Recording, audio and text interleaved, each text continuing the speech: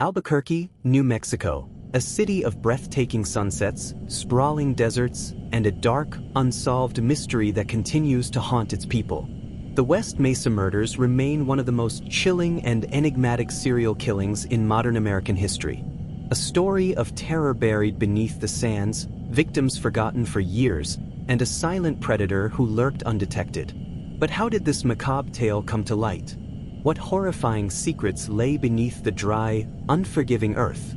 It was February 2, 2009, a day that started like any other in the quiet suburban sprawl on the western edge of Albuquerque. A woman named Christine Ross had taken her dog for a walk near a developing area known as the West Mesa. The land was barren and dry, with construction projects halted due to the economic downturn. The area, though desolate, wasn't considered dangerous until that morning. As her dog sniffed around, Christine noticed something strange protruding from the dirt. Curiosity got the better of her, and when she bent down to examine it, her breath caught in her throat. It was a human bone. Her first instinct was disbelief. Maybe it was from an animal? Maybe it had been there for years, a relic of the past?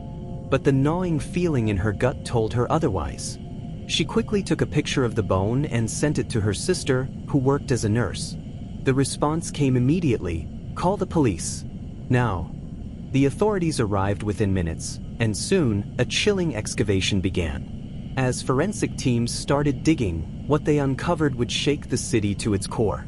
This was no isolated find. One by one, the remains of multiple women were unearthed. Skeletal remains, some complete, some scattered, revealing a mass grave stretching across the parched land. The deeper they dug, the darker the truth became. This was not a random burial site. This was the work of a methodical, calculating killer. And the West Mesa had just revealed a secret long buried in silence. 4 months, forensic anthropologists worked tirelessly, piecing together remains, matching DNA samples, and compiling a list of the dead. In total, 11 women and 1 unborn child were discovered in the mass grave. Each one had vanished between 2001 and 2005, their disappearances barely making headlines at the time. Now, in death, they could no longer be ignored. The victims were primarily women, many with troubled pasts, some involved in sex work, others battling addiction. But they were more than just statistics or names on a cold case file. They were mothers, daughters, and sisters whose stories had been lost in the shadows. One of the victims was Victoria Chavez, a young woman with a radiant smile and a difficult past. She had struggled with addiction but was working to rebuild her life. Another was Gina Michelle Valdez, who had disappeared in her early 20s, pregnant at the time. And there were more. 11 lives cut short, 11 families left with unanswered questions, and a city now gripped with fear. The realization that a serial killer had been operating undetected for years sent shockwaves through Albuquerque. How had this happened? How had so many women vanished without a trace, only to be found buried together years later? Detectives began retracing their steps. They combed through missing person reports, scrutinized last known locations, and interviewed families desperate for answers. The connections were clear. Many of the victims had known each other, had frequented the same areas, and had lived on the fringes of society where their disappearances had largely gone unnoticed. But one question loomed above all others. Who had done this? Rumors swirled. Was this the work of a single predator or multiple killers? Was it someone familiar with the area, someone who had intimate knowledge of how to dispose of bodies so effectively? The deeper investigators looked, the more they realized they were dealing with a ghost, a killer who had operated in silence, evaded detection, and vanished without a trace. Little did they know, the search for the perpetrator would lead them down a dark and twisted path, one filled with dead ends, chilling suspects, and a revelation no one saw coming. Upside down. The discovery of the West Mesa mass grave had sent tremors of fear and confusion through Albuquerque.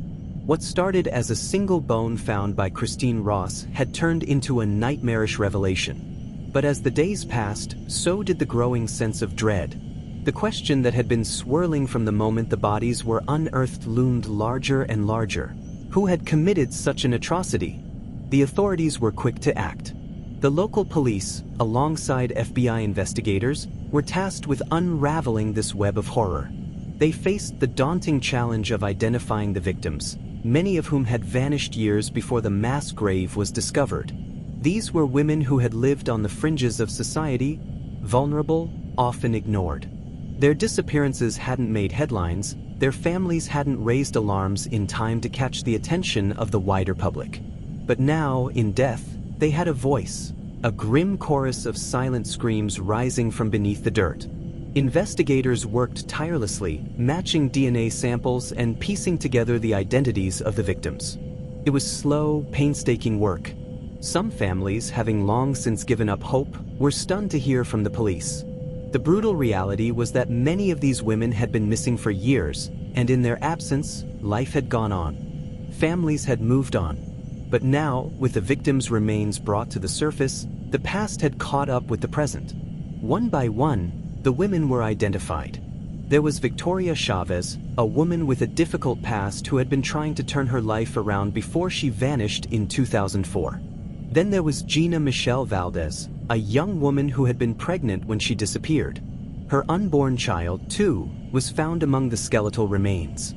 The names of the other women were like echoes of a forgotten world.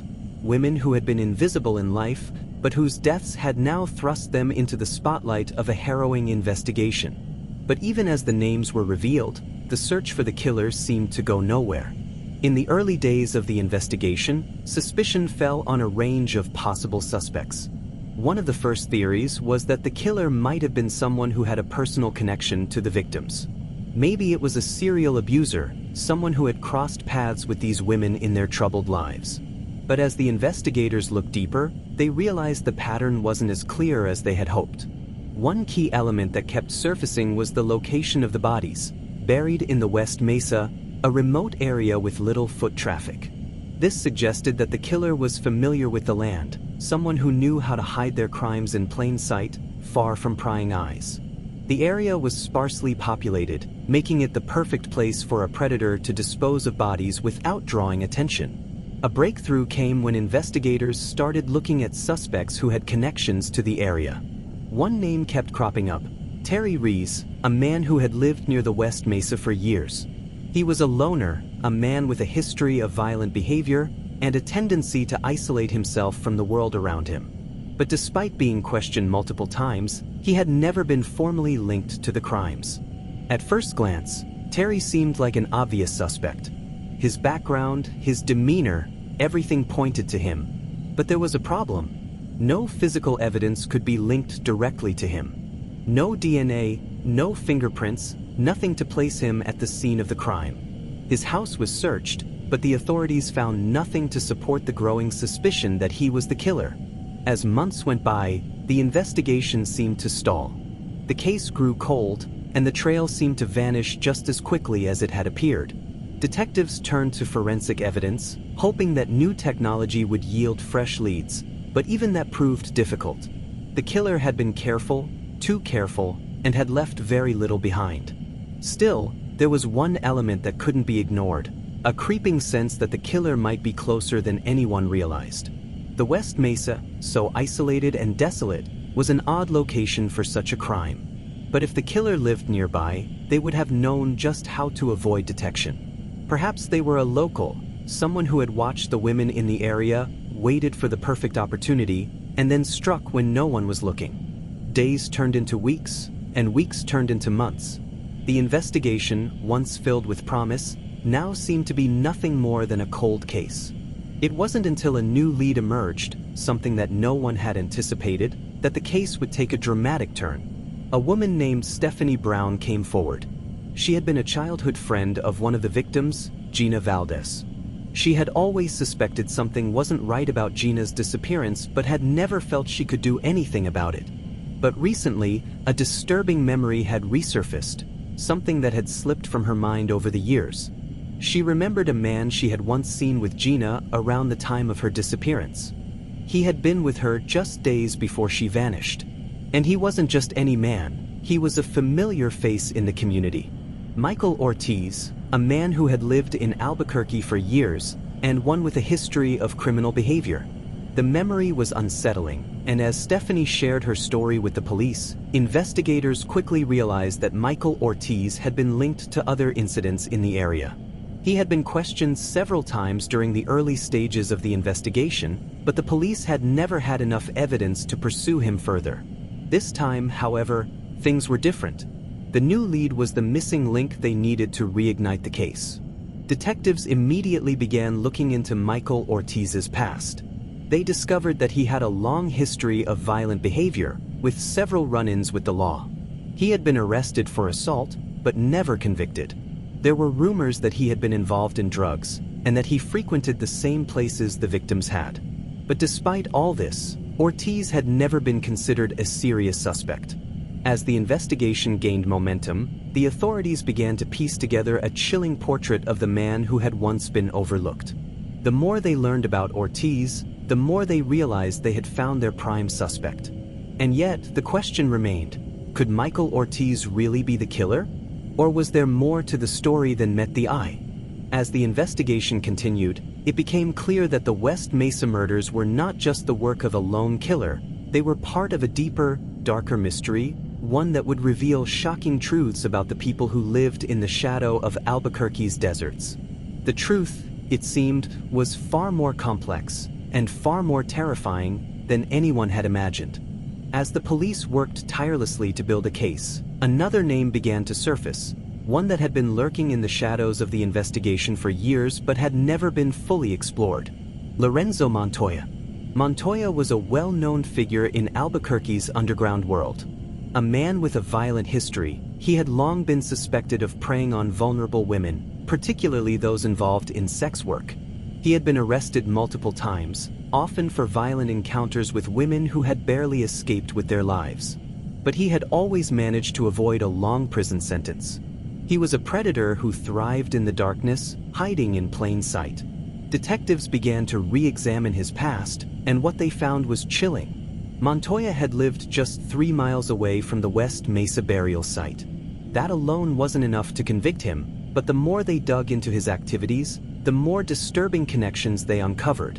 In 2006, just 1 year after the last known victim of the West Mesa murders had vanished, Montoya had been killed in what many believed was an act of self-defense. He had brought a sex worker, Shireen Long, to his trailer home on the outskirts of Albuquerque. But what happened next was something straight out of a horror film. Montoya had bound Shireen with duct tape, and when she realized what was happening, she fought for her life. But Montoya wasn't expecting resistance. In the midst of the struggle, Shireen's boyfriend had arrived outside. Realizing something was wrong, he burst into the trailer and shot Montoya dead. The police had written it off as a case of self-defense. And at the time, it was viewed as nothing more than a violent man meeting a violent end. But now, years later, the investigators looking into the West Mesa case couldn't ignore the chilling implications. Montoya's home had been filled with disturbing evidence, ropes, restraints, and a collection of videotapes that hinted at his violent tendencies. Many of the women he had interacted with had vanished without a trace. Could he have been responsible for the West Mesa murders? The timeline fit. The disappearances had stopped after Montoya's death. If he had been the killer, that would explain why the murders had abruptly ceased in 2005. He hadn't gone dormant. He had died before he could claim another victim. But there was still doubt. Some investigators weren't convinced that Montoya had acted alone. The burial site at the West Mesa was not the work of an impulsive killer. It had been planned, methodical. Someone had gone to great lengths to make sure these women were never found. Was it possible that Montoya had been working with someone else? Some theorized that Montoya had been part of a larger network, a ring of predators who had exploited vulnerable women, taking advantage of their struggles to keep their crimes hidden. There were whispers of police corruption, of missing persons cases that had been ignored, of traffickers who had used Albuquerque as a hunting ground for years. To this day, the true scope of the West Mesa murders remains unknown. While many investigators believe Montoya was the prime suspect, he was never officially charged, and with his death, many of the answers died with him. Some believe that his death was too convenient, that someone else out there, perhaps even someone with influence, had been involved but had covered their tracks well. The case, despite years of investigation, remains unsolved. The West Mesa is still haunted by the ghosts of the past, the wind-carrying whispers of the women who were lost, their stories never fully told. Families of the victims continue to seek justice, demanding answers that may never come. But one thing is certain: the killer, or killers, walked among them for years. And perhaps, somewhere out there, they still do.